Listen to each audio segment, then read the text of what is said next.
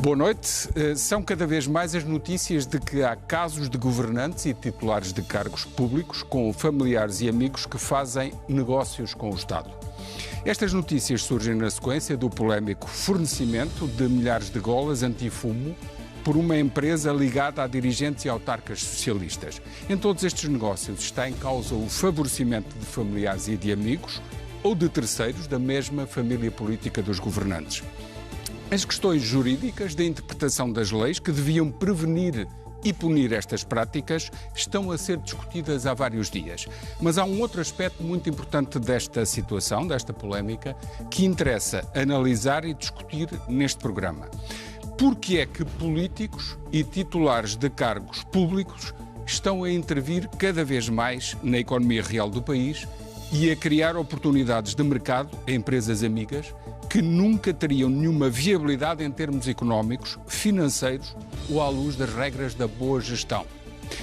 Porque é que a Proteção Civil e o Governo não nos explicam que racionalidade económica existiu na compra de um produto para a alegada defesa das populações nos incêndios que nunca ninguém pediu, nem sequer compraria numa loja, portanto, em termos de mercado? São as consequências destas decisões económicas e financeiras e de gestão e desta ligação obscura com a política que vamos debater neste programa.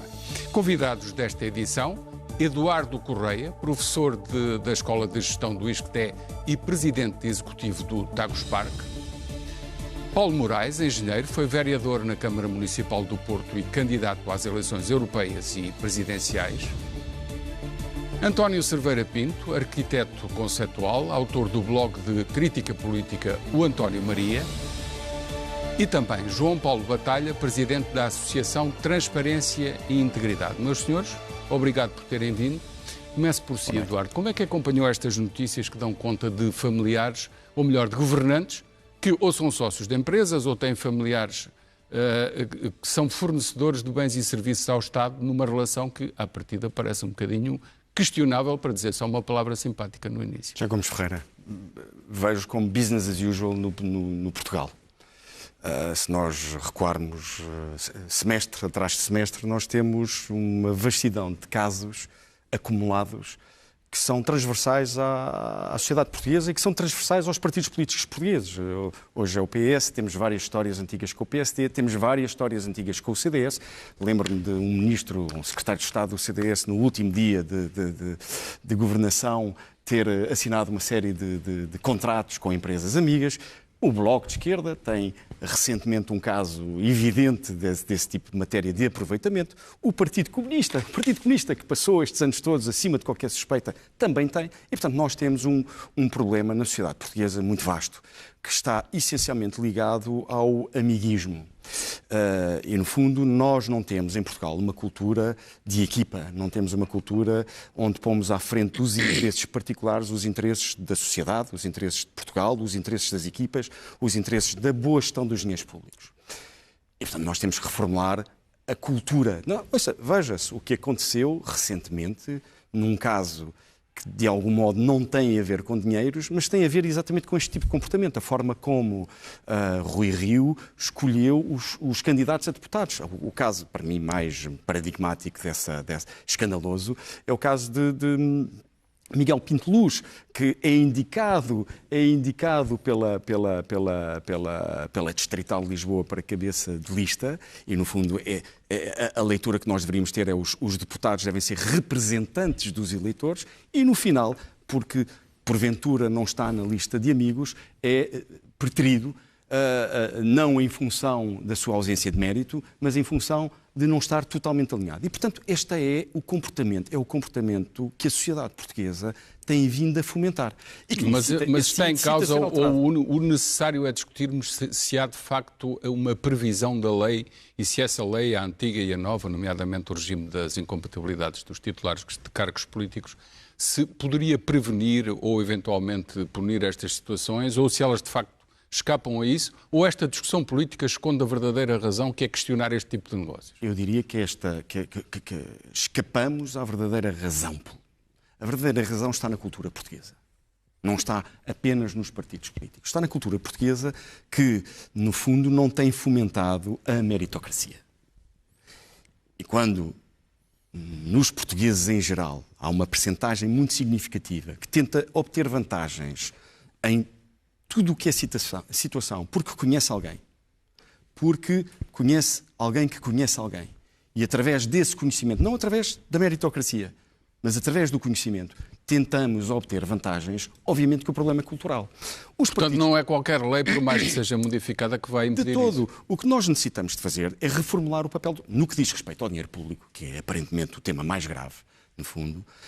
O que nós temos que garantir é que alteramos o papel do Estado. O Estado não tem que ser um interventor económico. O Estado tem que ser uma entidade que está acima dos interesses económicos e que, de algum modo, regula e supervisiona o funcionamento da sociedade. Aquilo que temos assistido é exatamente o contrário. E assistimos a secretários de Estado que alteram e deputados que alteram a morada para obterem pequenas vantagens por esse facto, de forma fictícia. Assistimos à má aplicação dos fundos para pedrógão, nas situações mais lastimáveis, onde as populações estão em maior sofrimento. Mesmo assim, há sempre quem tente aproveitar-se no fundo, da fragilidade do sistema e desta cultura de amiguismo e de interesse. Portanto, não é uma questão de mais leis ou menos leis, mas, na verdade, o Primeiro-Ministro o que faz é pedir ao Conselho da Procuradoria-Geral da República que interprete e que diga se aquela lei prevenia aquele comportamento de atribuição do negócio. É ridículo. É ridículo. É uma folha para a frente e é tentar encontrar depois umas linhas ou umas vírgulas que digam não, o Secretário de Estado não tem que se demitir. É isso? Exatamente. É ridículo. A lei é clara. Zé Gomes Ferreira, você hoje teve uma intervenção na SIC onde explicou direitinho. Se dúvidas houvessem, explicou direitinho. Há algo, até eu, que sou alguém conhecedor, atento, não sabia da existência do Conselho de Secretários de Estado. Está explicado por si. Um deles tem que dar conta do que andam a fazer. Zé Gomes Ferreira, foi explicado por si. Portanto, não há dúvidas. Pareceres da Procuradoria-Geral da República. Bom, isso é, no fundo, uma vez mais, os nossos políticos... Aliás, quem ouve António Costa, Fernando Medina, a falar do desconhecimento que tinham sobre os comportamentos do então Primeiro-Ministro com quem trabalhavam diariamente, José Sócrates, percebe que, no fundo, vale dizer tudo. Vale dizer tudo. Qualquer coisa. E, no fundo, o povo português é um povo muito pacífico e que aceita de uma forma desde que tranquila. Não percebam a verdadeira natureza das coisas. E é por isso que aqui estamos, Paulo Moraes. Esta questão dos vários casos de familiares de governantes ou governantes que eles próprios têm participações em empresas e depois essas empresas aparecem a fornecer o Estado, algumas vezes diretamente, outras não é no Ministério da Justiça, mas é no Ministério da Administração Interna, porque a Ministra da Justiça é a senhora de um jurista conhecido, Eduardo Paes Ferreira, por aí fora. Que tem dizer de grandes danos, aliás, ao país, não é?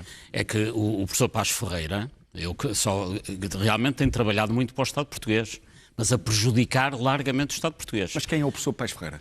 Paes Ferreira, marido da Ministra da Justiça, eu recordo que era ele que presidia a Comissão de Fiscalização da Caixa Geral de Depósitos nos anos 2014, 2015, Comissão de Fiscalização que dizia que não era necessário nenhum aumento de capital.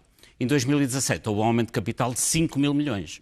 Ou seja, ele andava tão distraído que não deu pela falta de 5 mil milhões. Ou então os 5 mil milhões entraram a mais. Mas não bastasse isso, foi premiado. Aliás, tem uma série de contratos com o Estado e talvez o mais pernicioso é o facto de ter sido ele a negociar com o novo terminal do Porto de Sines, a nova concessão, com uma empresa que se chama PSA, mas da Coreia, não a PSA da Citroën. Ora bem, ele conseguiu isto. O que estava previsto era uma concessão a 10 anos por 300 milhões de euros. Ele triplicou o prazo e o preço nem sequer é o dobro. Portanto, por 400 e tal milhões, ele concedeu, verdadeiramente, ele parece que não negociou em nome do Estado português, parece que negociou em nome da contraparte. Portanto, o professor Paes Ferreira tem prejudicado e muito o Estado português. Portanto, o problema não é o que ele ganha, é o prejuízo e o dano que ele causa ao país. Mas quanto à questão, enfim, mais conceitual, nós nos últimos 25 anos, a história da política portuguesa é isto. É, no fundo, há eleições de 4 em 4 anos e a maioria dos políticos são eleitos e tem 2 grandes objetivos. Aliás, 3. O primeiro é manterem-se no poder.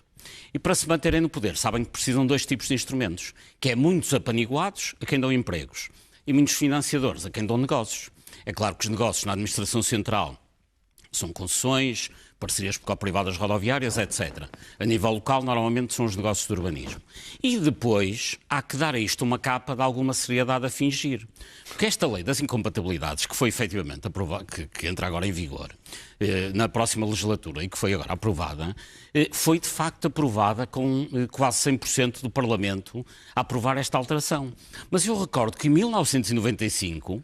a versão anterior também foi aprovada com consenso, portanto foi consensual, foi uma ideia na altura do Primeiro-Ministro Fernando Nogueira, que propôs isto no Parlamento, e, aliás, eu fico perplexo com as últimas notícias, porque nos trabalhos que levaram à aprovação dessa lei em 95, eu recordo que estávamos na fase final no extrator do cavaquismo, portanto, já sabia falar daqueles negócios de Dias Loureiro, de Oliveira e Costa e tal, e, portanto, aquilo já estava a cair de podre, como acabou por cair. Mas o que é facto é que, nessa altura, aprovaram esta lei não foi para fazer nada, foi para fingir que iam fazer alguma coisa.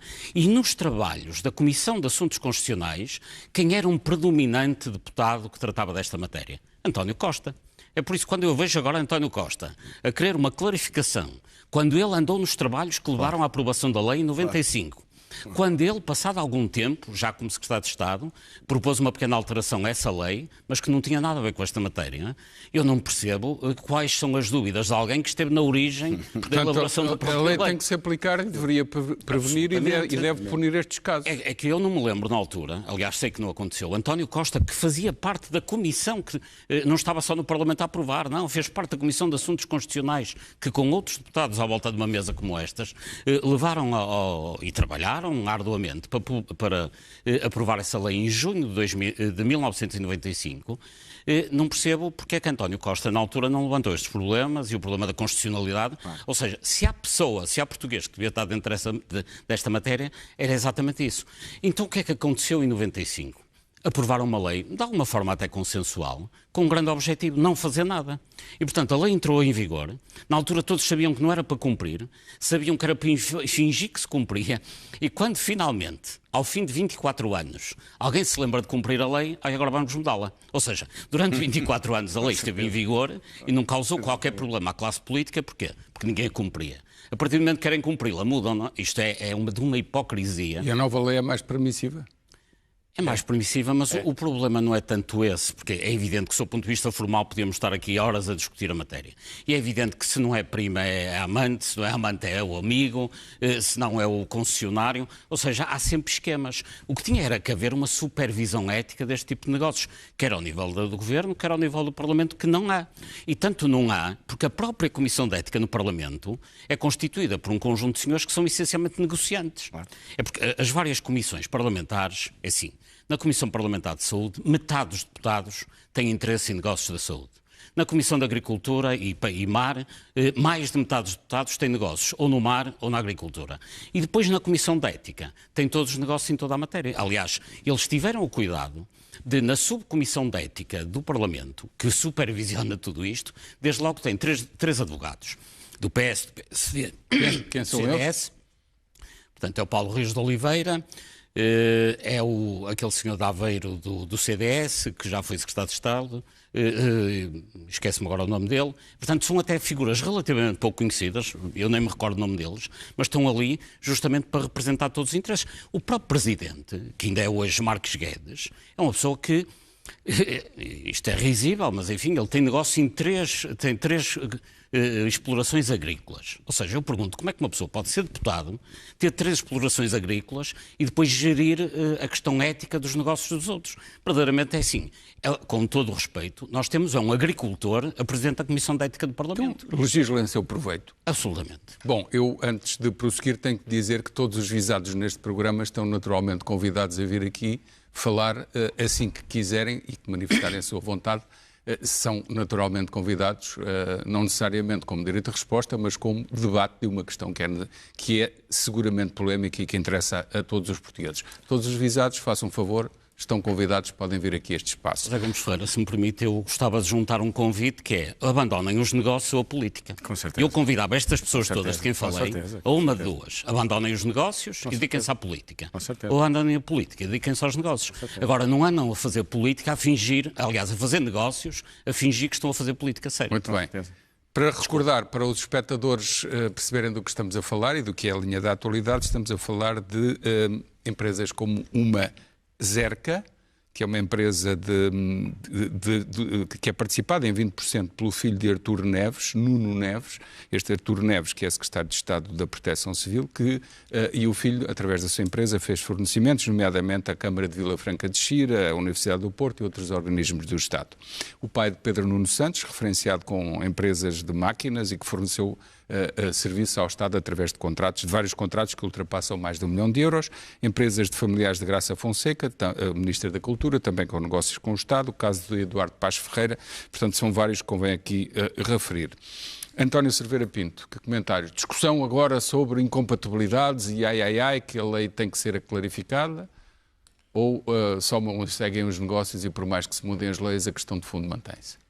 Bom, nós temos um dos principais ministros deste governo a dizer que as leis não são para ser aplicadas literalmente. Que é o Artur Santos Silva. Isto significa... Augusto Santos Silva, que eu tenho que dizer, sublinhar que substitui o Primeiro-Ministro quando ele não está. Exatamente. Portanto, temos um dos principais ministros deste governo e poderia até dizer uma espécie de cardeal Richelieu do regime socialista, porque já há vários governos que ele é uma personagem, digamos, crucial, não é, para a boa gestão governamental, digamos, do Partido Socialista. Portanto, se ainda em defesa, no fundo, do partido e do governo de que faz parte, anuncia urbi e orbi que as leis aparentemente não são para ser aplicadas literalmente. Isto significa um retrocesso civilizacional. Porque a lei... É tudo o que é contra o Estado de Direito na boca de um ministro, não, que é um ministro... Por definição, a lei é para ser aplicada literalmente, senão não é lei. Senão é um costume, e que pode ser interpretado de várias maneiras, não é? Uma regra consuetudinária. Agora, uma lei, por definição, é um documento formal. Portanto, não deve oferecer dúvidas nem ao legislador, nem ao cidadão sobre o qual essa lei diz respeito, nem a quem executa, portanto, a justiça, não é? Portanto, agora, suscitar dúvidas de constitucionalidade, como fez o Primeiro-Ministro, ou dizer que a lei não deve ser aplicada literalmente, nós ficamos sem argumentos. Quer dizer, para onde é que vamos a partir daqui, não é? Vale tudo, ou quase tudo. Portanto, quer dizer, há aqui uma questão que eu diria que já tem a ver com o descaramento de uma espécie de implosão moral do regime. Portanto, o regime está numa situação... Vamos a ver. Eu escrevi o meu primeiro artigo sobre incêndios no António Maria em agosto de 2003.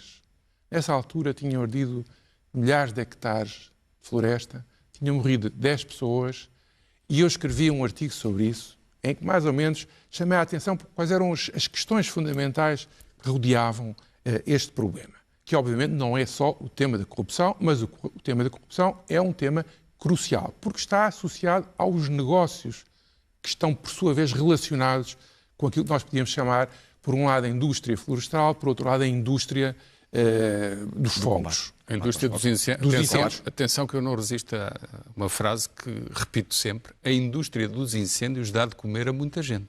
Não, e não sei se sabem, mas quer dizer, na altura, eu consultei alguma documentação, havia inclusivamente havia uma situação em que quando o prejuízo causado pelos incêndios, numa época de incêndios, fosse superior a 0,8% do PIB, despoltava automaticamente ajudas comunitárias. Estão a perceber o que é que isto pode significar? Quer dizer, se eu sei, quando um incêndio atinge uma determinada proporção, se disparam os mecanismos automáticos de financiamento do combate aos incêndios, de indenização dos prejudicados, etc., estão criadas as condições para que isto seja um negócio, como outro qualquer. Estão criados os incentivos para haver incêndios. Estão todos os criados os incentivos. Porque por um lado acontece isto, mas por outro lado, e agora entramos na questão da proteção civil. Eu uma vez estava em Sinfãs do Douro, onde tenho lá uma pequena quintinha, e estava junto à igreja e junto ao quartel dos bombeiros, e estava à minha frente um pinhal a arder.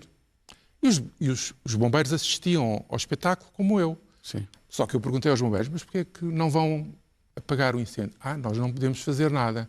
Isto só quando nos derem ordem lá de Lisboa. Não era Lisboa, era Setúbal, era algum outro. Ou seja, Isto põe outro problema, quer dizer, então os bombeiros estão a ver um fogo a decorrer à sua frente, a cerca de 1 km de distância, um fogo numa área sensivelmente 4 ou 5 hectares, e não fazem nada enquanto não tiverem um despacho telefónico de Lisboa.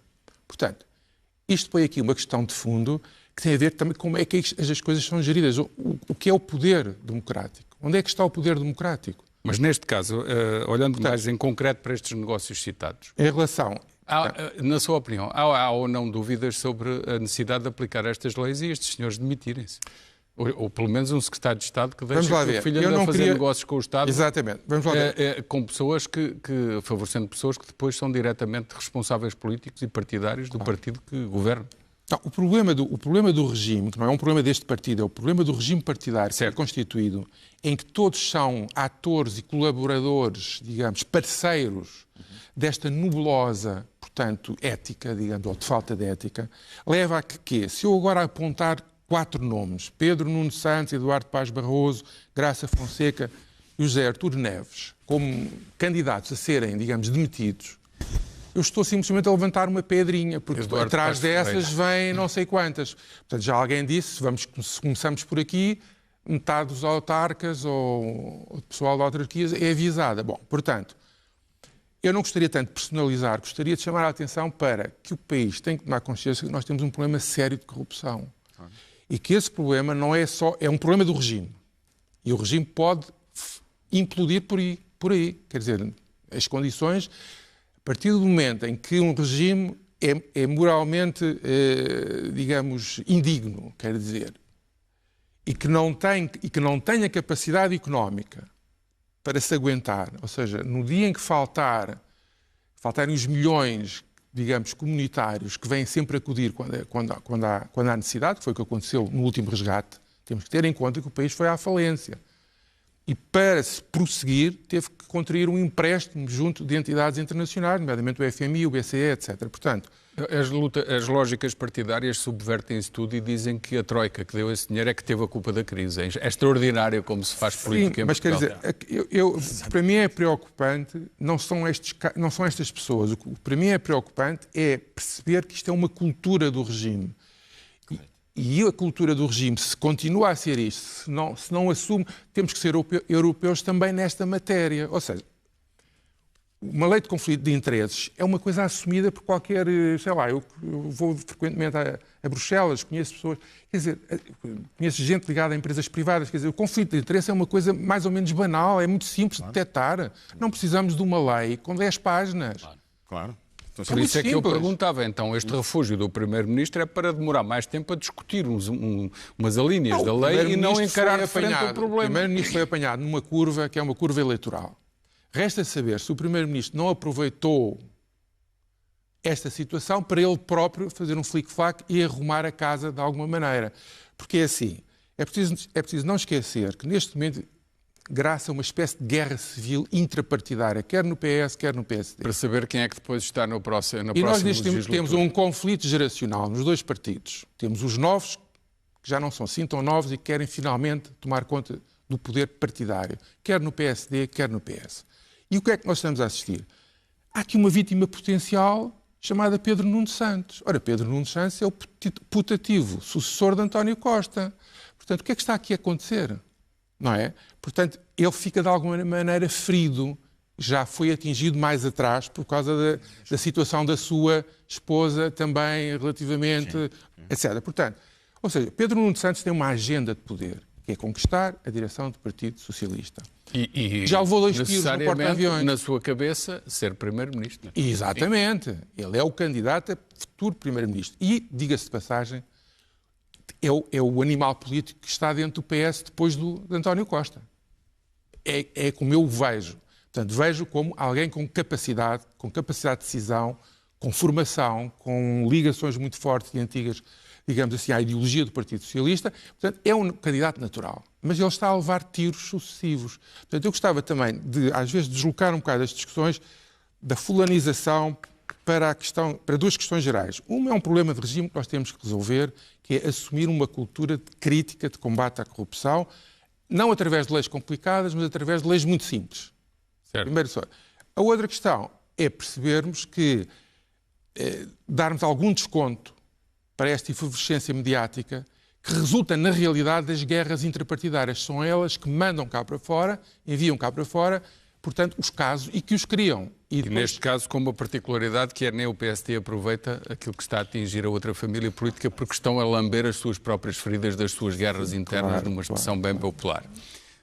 João, esta sucessão de casos, a sua opinião sobre se é uma questão de interpretação de leis, se a alteração das leis é mais eficiente, pode levar a uma eficiência maior na prevenção e na punição, ou não é nada disso, é outra coisa? Não é nada disso. Quer dizer, políticos negócios, temos muitos, é o tema de hoje, e não é uma coisa recente.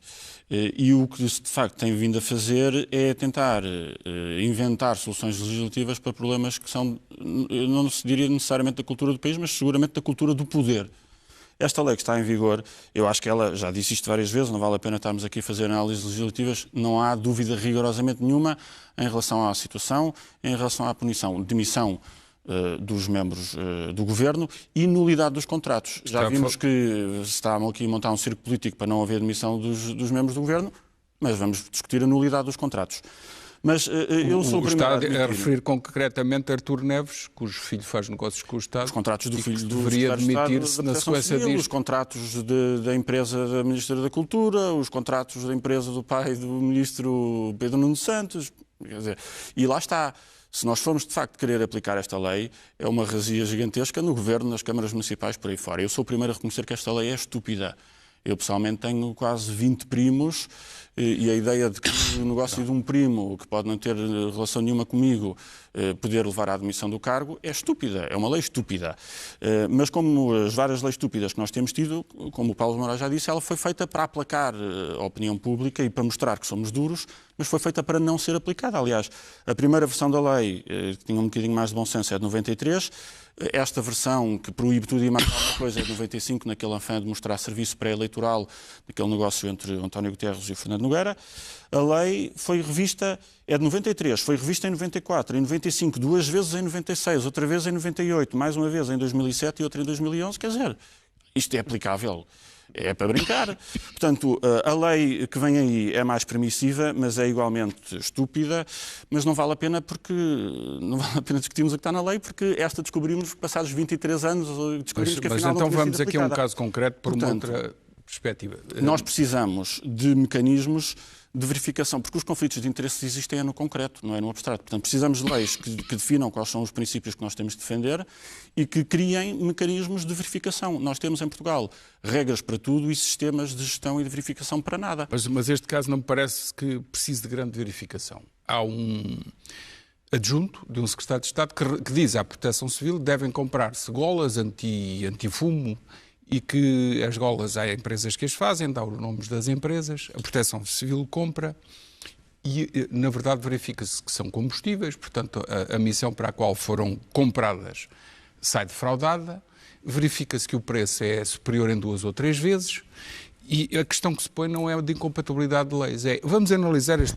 negócio na perspectiva da gestão. A minha pergunta é, algum português de seu perfeito juízo ia comprar aquelas golas porque tem receio que um fogo cerque a sua aldeia? Não passa pela cabeça de ninguém. ninguém. Português teria essa ideia. Não passa pela cabeça de ninguém. O que nos diz que o negócio não foi um negócio de golas. Portanto, foi estamos a outro falar negócio. de uma coisa Foi que é outro negócio. políticos a criar mercado e criar necessidades que não existem na sociedade civil para que esse mercado funcione, para dar negócio a Exatamente. amigos. É isto.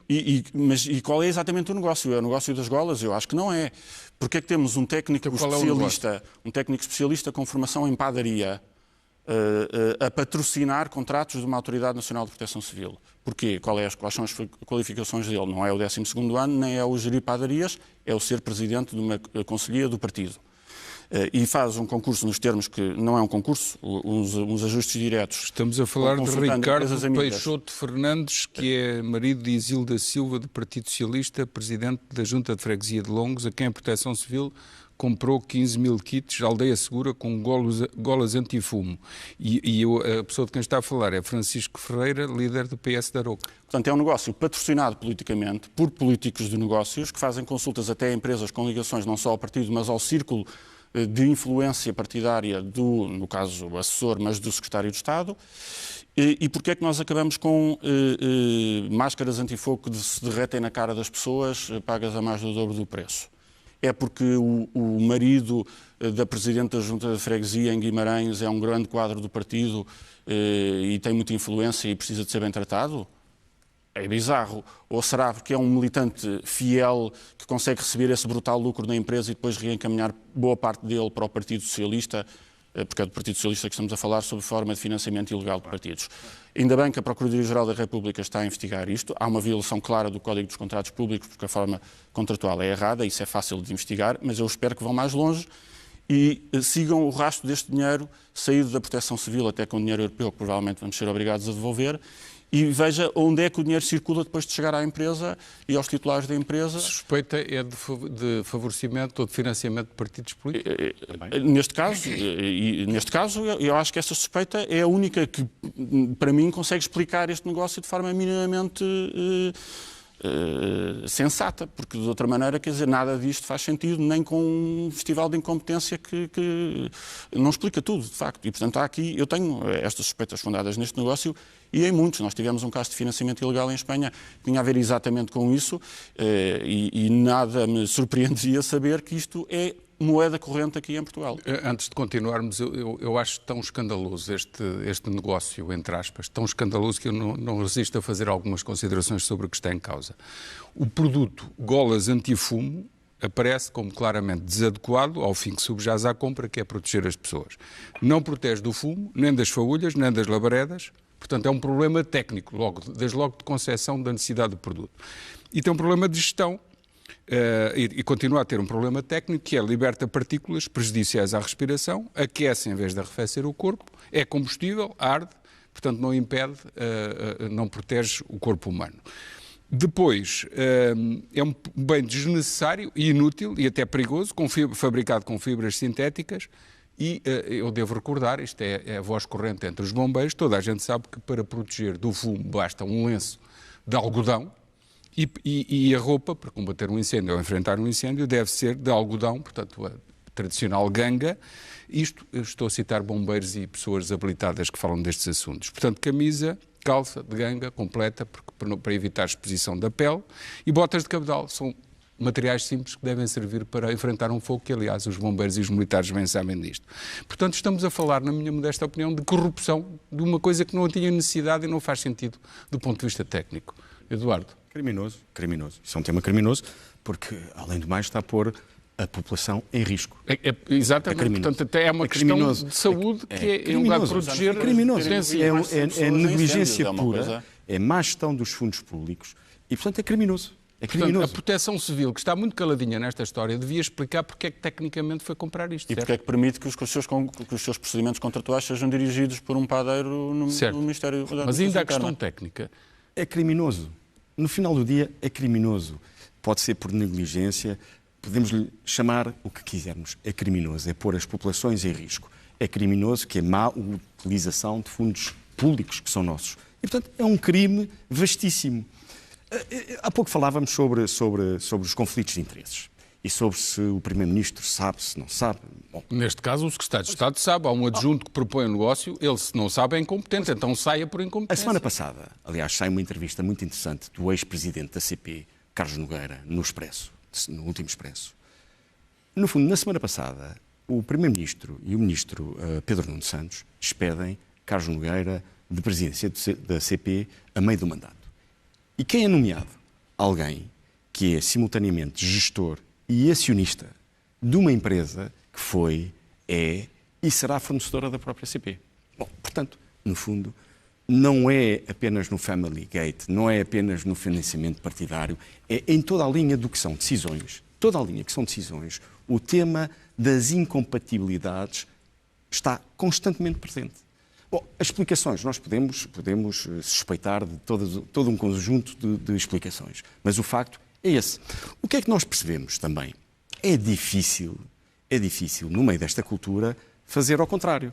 Porque a forma como os partidos políticos elegem os seus próprios líderes, a forma como os candidatos a deputados são nomeados. E, portanto, no fundo, o medo de perca de influência por resistir a este tipo de cultura é enorme. Mas, assim, muito concretamente, a Proteção Civil não tem que dar uma explicação aos portugueses? Alguém, o diretor, não tem que vir a convocar uma conferência de imprensa e dizer: olha, comprámos as golas por esta, por aquela e pela outra razão.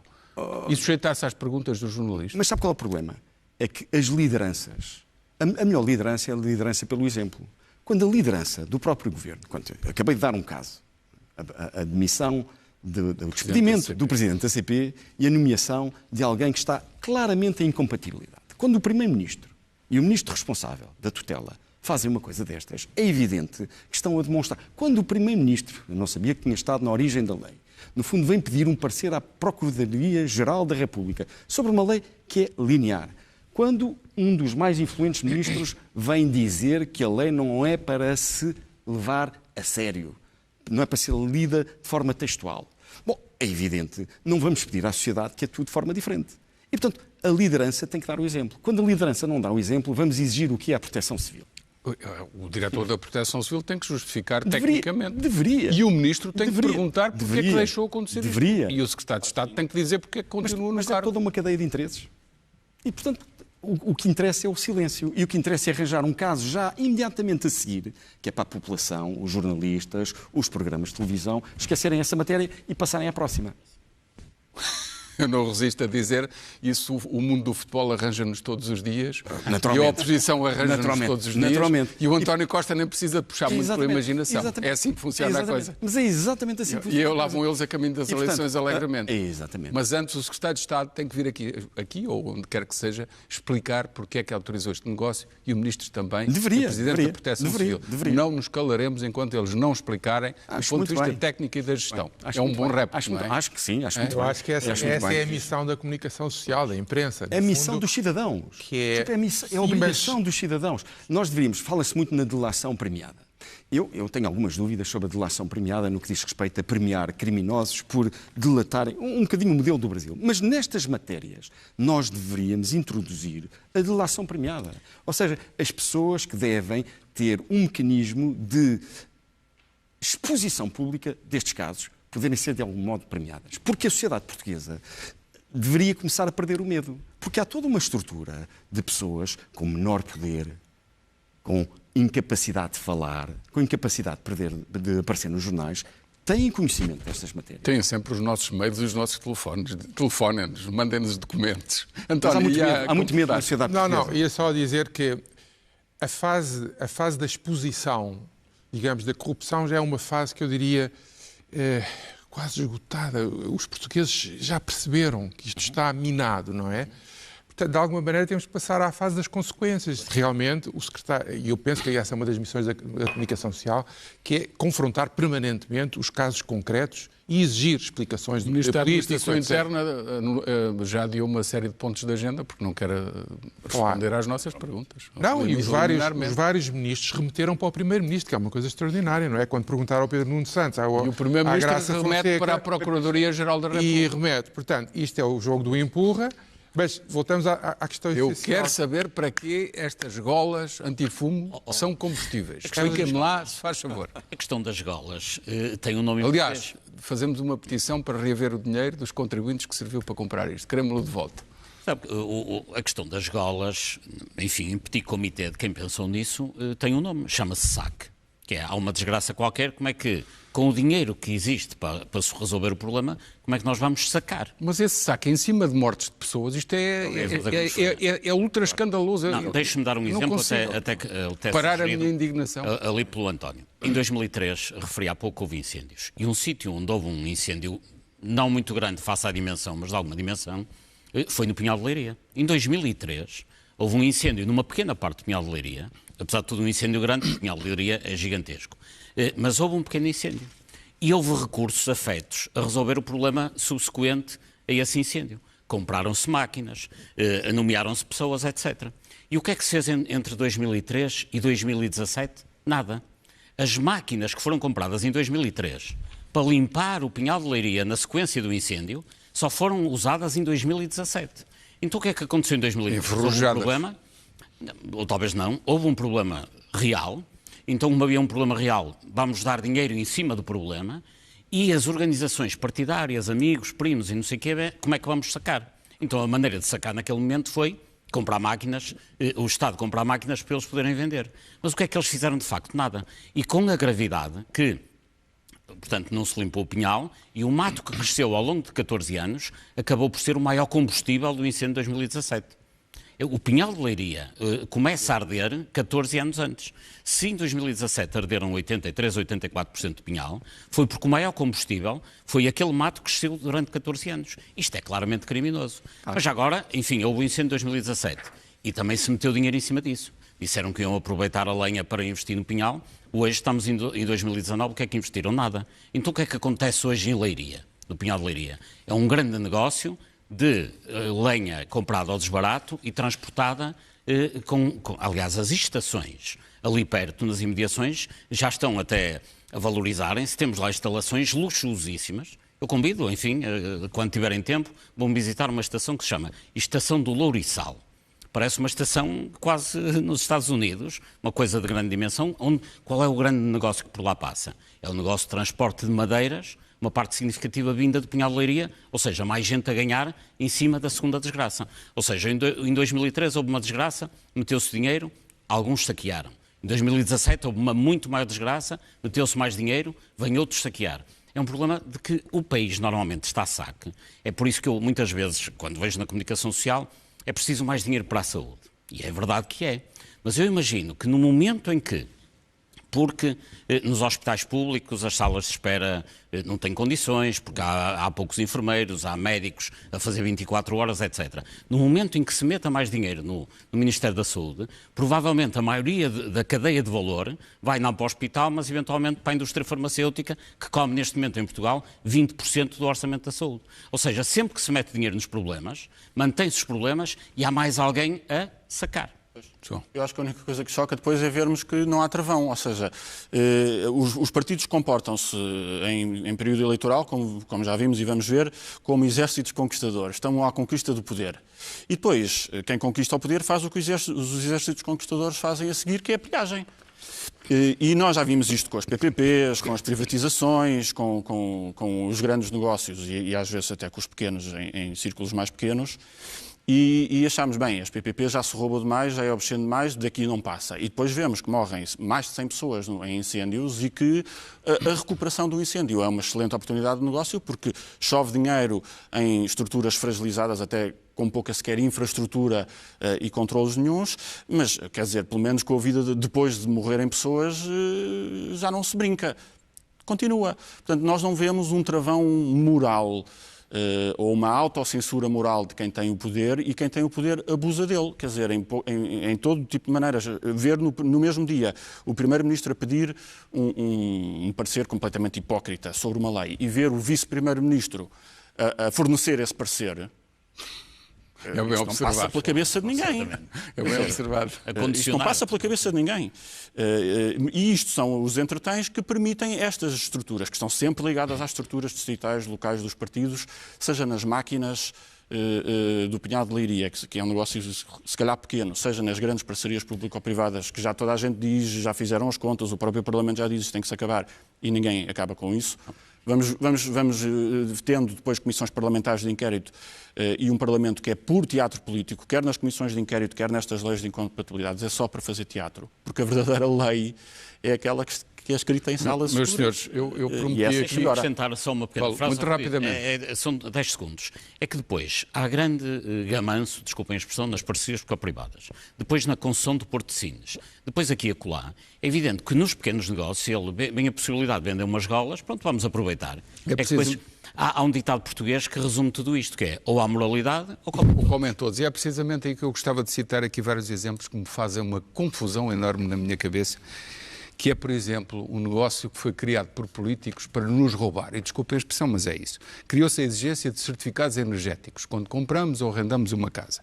E a escandaleira é tão grande, tão grande, tão grande, que a lei foi feita de forma a permitir que as empresazinhas, montadas pelos jotinhas dos partidos, aproveitando a oportunidade de mercado criada pelos papás, essas empresas podem vender o serviço de passagem de certificado energético sem ir à casa das pessoas. que é a coisa mais inconstitucional que eu já vi numa lei em Portugal. Nunca nenhum constitucionalista quis mexer nisto, nem nenhum político. Esta é uma. Isto foi para dar negócio aos amigos de Manuel Pinho, José Sócrates, aos senhores da ADN e da Motengil, aquela gente toda. Bom, continua a expoliação dos portugueses. Depois, novas formações profissionais obrigatórias para profissões há muito detentoras de alvarás, e isto com o pretexto de atualização, para técnicos de instalações de gás, de eletricidade, outras instalações técnicas.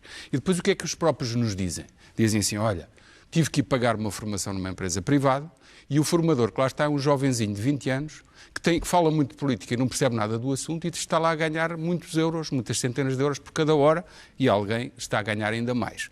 Isto é outro exemplo. Depois, pressão no Parlamento para o do Governo e dos deputados no Parlamento para se legislar obrigando a novas inspeções periódicas automóveis. Portanto, dos carros agora é da Nano a partir de 4 anos, não era necessário, mas legislou-se. Depois agora é motociclos, tratores, máquinas agrícolas, industriais. Para quê? Para dar os negócios aos centros de formação, aos centros de inspeções periódicas, muitos deles detidos por cliques partidárias ou então detidos pelo grande operador que tem 50%. Os senhores controlam uma empresa chamada Control Auto, que nós sabemos todos de quem é. E, portanto, isto parece-me também...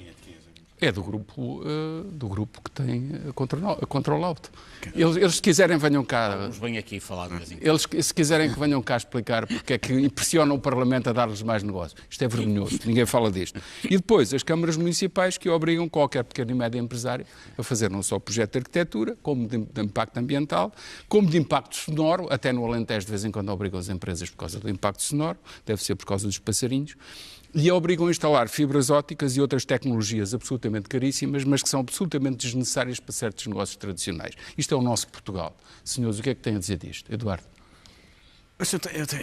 Volto ao princípio, é um tema cultural. É muito difícil. Mas isto são as câmaras a roubar para os amigos. Mas é preciso ser muito corajoso para são das mulheres e dos maridos. José Gomes Ferreira, é muito corajoso, é preciso muita coragem para fazer ao contrário. Eu tenho. Para quê? Para fazer ao contrário. Mas pode dizer, estamos aqui. Ouça, eu tenho alguns exemplos na minha vida.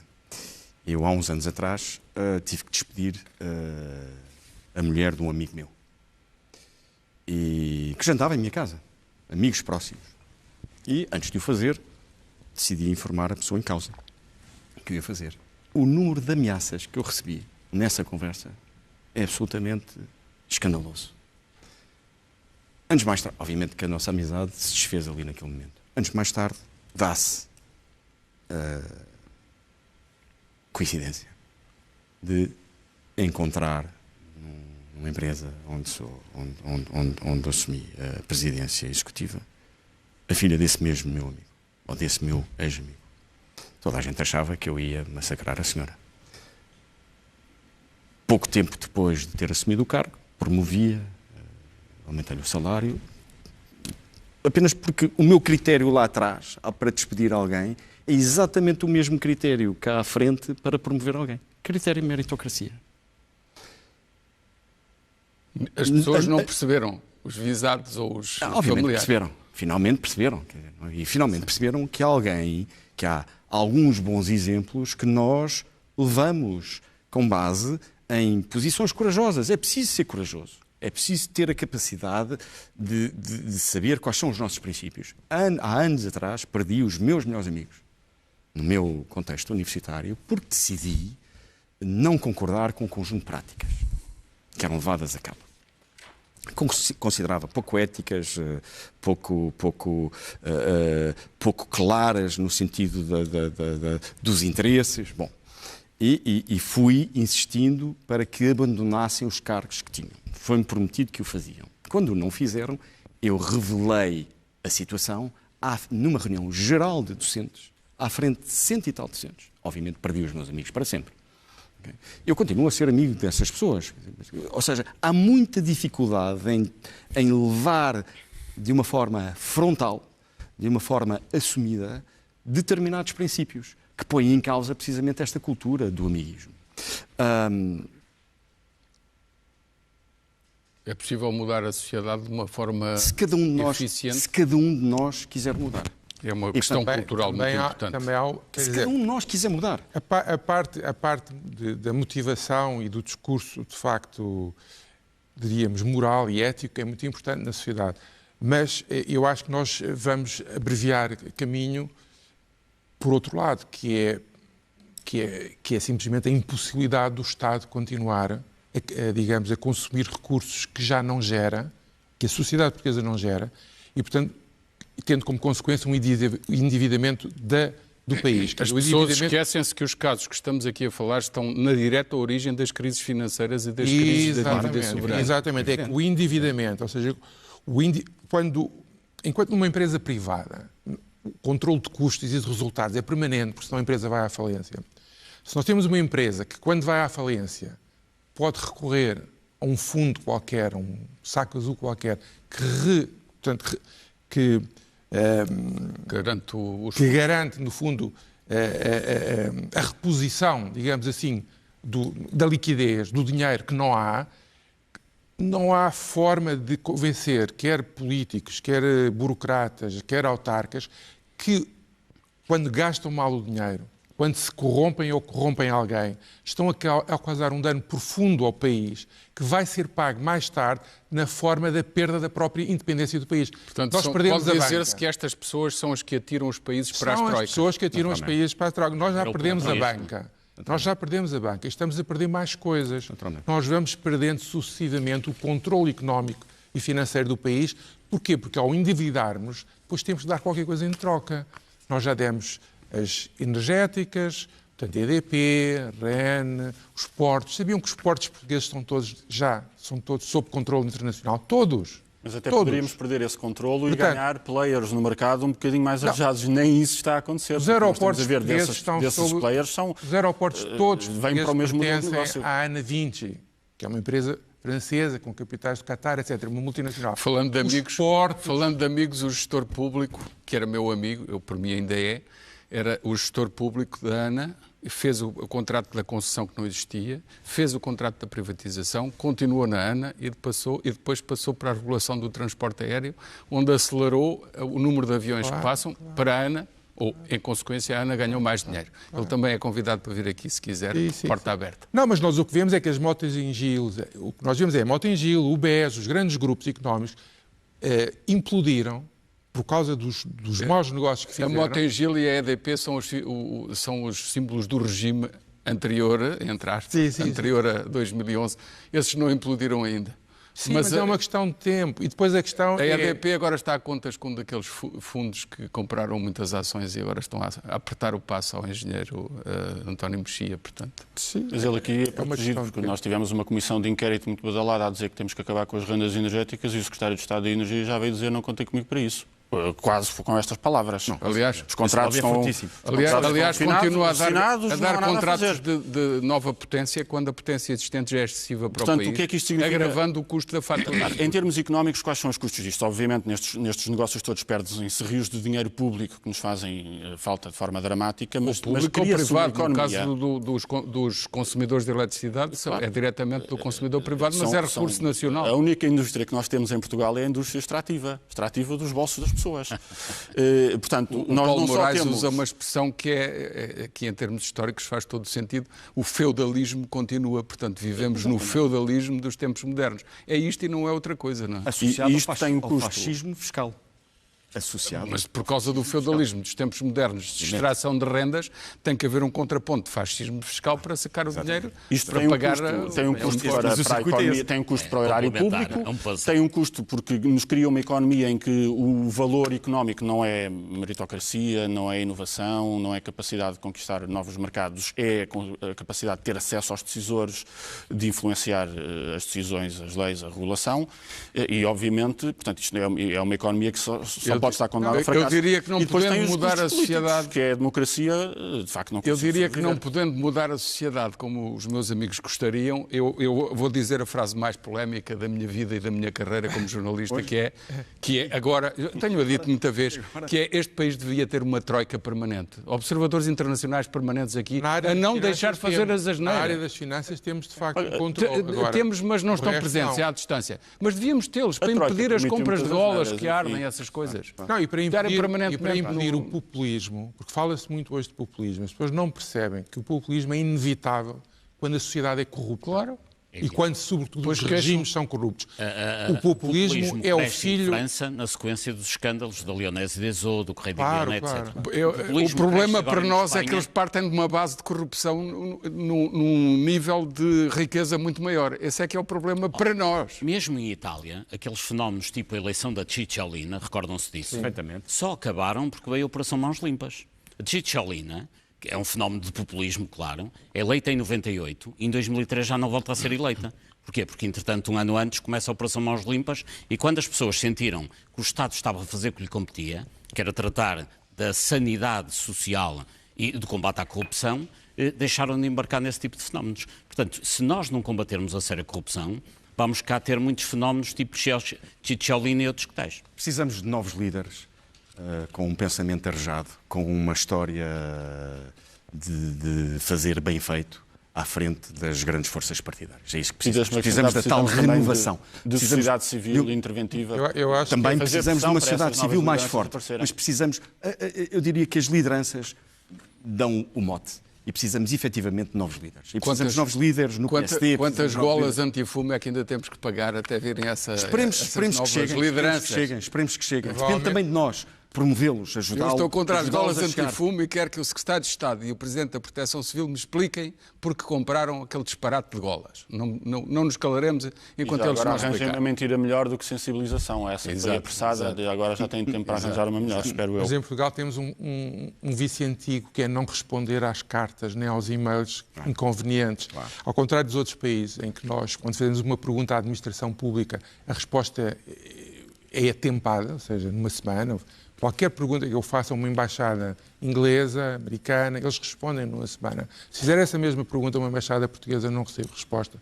Se fizer uma pergunta ao Ministério, o mais provável é não ter resposta. Portanto, ou seja, as cartas sem resposta são também um exemplo do que é um regime antigo que nós temos, onde a corrupção, mas também a prepotência do poder é antiga neste país. Provavelmente só nos chafaremos dela quando o país for de novo uma colónia europeia. E mais uma vez, falando de leis, as entidades públicas em Portugal têm 10 dias para responder a essas perguntas. A Transparência e Integridade está há mais de um ano à procura de respostas sobre vistos gold, que é um caso também de corrupção e de lavagem de dinheiro inacreditável, e o Ministro da Administração Interna nem sequer responde. Pronto, temos que terminar. António Costa, Eduardo Cabrita, Sr. Secretário de Estado, Sr. Diretor da Proteção Civil, porquê as golas, combustíveis, faz favor explicarem tudo direitinho aos portugueses. E agora, sugestões de leitura. De Inês Serra Lopes, A Geringonça, um livro sobre os últimos 4 anos, a última legislatura, editado pela Oficina do Livro. De Nuno Saldanha, RGPD, Regime Geral de Proteção de Dados, Guia para uma Auditoria de Conformidade, Dados, Privacidade, Implementação, Controle, Compliance, uma edição FCA. O Cosmo da Mente, Breve História de Como o Homem Criou o Universo, de Eduardo Boncinelli e António Hereditato, da editorial Presença. O Mundo Secreto, uma história da espionagem da Primeira Guerra Mundial à atualidade, de Christopher Andrew, editado pela Dom Quixote. E, finalmente, de Jennifer Ryan, As Mulheres do Coro de Childbury, também da editorial Presença. É tudo, meus senhores. Obrigado pela vossa presença. Obrigado também pela vossa atenção. É tudo. Até quarta-feira. Tenham uma boa semana.